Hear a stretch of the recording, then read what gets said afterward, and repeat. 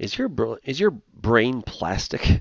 Well, I hope not. It shouldn't be. But there's something called brain plasticity that neuroscientists have been talking about quite a bit, and it's interesting how it really dovetails with what Paul tells us in Romans chapter 12, verse 2.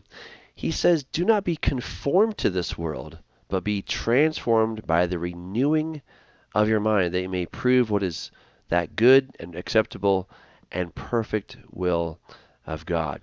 And we're also told to be careful what we put into our mind, because out of it come the matters of the heart. So we've got to be very careful what we put into our mind, but can we change our mind? Can we actually change our brain? Well, neuroscience is saying, yeah. In fact, our brain is actually kind of plastic. Now, it's not the kind of plastic that you get with Tupperware, but it is plastic in the sense that it can be changed. It's called brain plasticity, also called neuroplasticity. Is an odd term for most people, with the word plastic causing images of Tupperware or saran wrap to pop into your head. However, brain plasticity is a common term used by neuroscientists referring to the brain's ability to change at any age for better or worse. This is why we be careful what we think about. And those images that Jesus said, don't lust after a woman because you've committed adultery with her already in your heart, is because you're actually making neurological pathways and you're changing the very shape of your brain. So we've got to be careful. As you would imagine, this flexibility plays an incredibly important role in your brain development or decline and in shaping our distinct personalities. The science of neuroplasticity and the brain is the basis of our clinically proven brain training exercises over here at Brain HQ. You can check that out if you want. How the brain changes. Brain plasticity science is the study of a physical process. Gray matter can actually shrink or thicken. Neural connections can be forged and refined or weakened and severed. Changes in the physical brain manifest as changes in our abilities.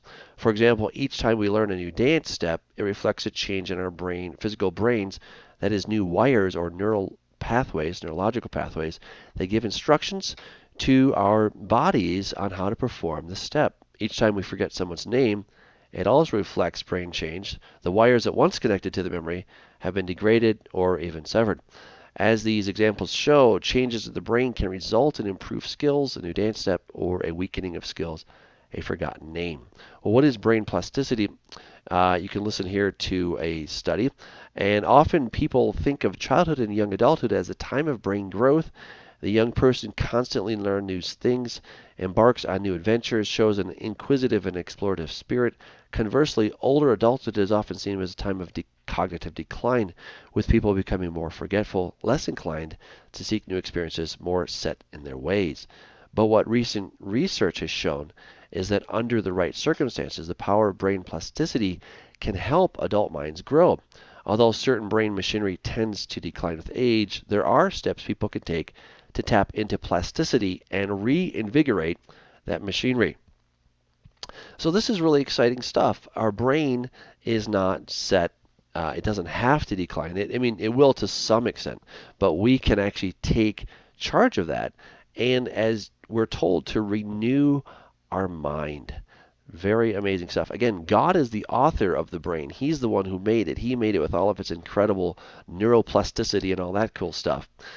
The article goes on to say we just have to keep our brains fit with a series of targeted brain plasticity exercises. Similarly, people suffering from a variety of cognitive conditions, from schizophrenia to chemobrain, may be able to retrain their brains to healthier function. Well, that's true both in a physiological sense, but also in a spiritual sense. What we put into our brains very much becomes part of who they are, who we are. So we've got to be careful. One of the important findings in recent neuroplasticity research is the discovery of how closely our senses are connected to memory and cognition. Because of their interdependence, a weakness is often related to, or even the cause of, a weakness in the other. For example, we all know that Alzheimer's patients slowly lose their memories. One way this manifests is that they eat less food. Why? As it turns out, visual dis- sorry that visual deficits are also part of Alzheimer's. People eat less because they can't see the food as well.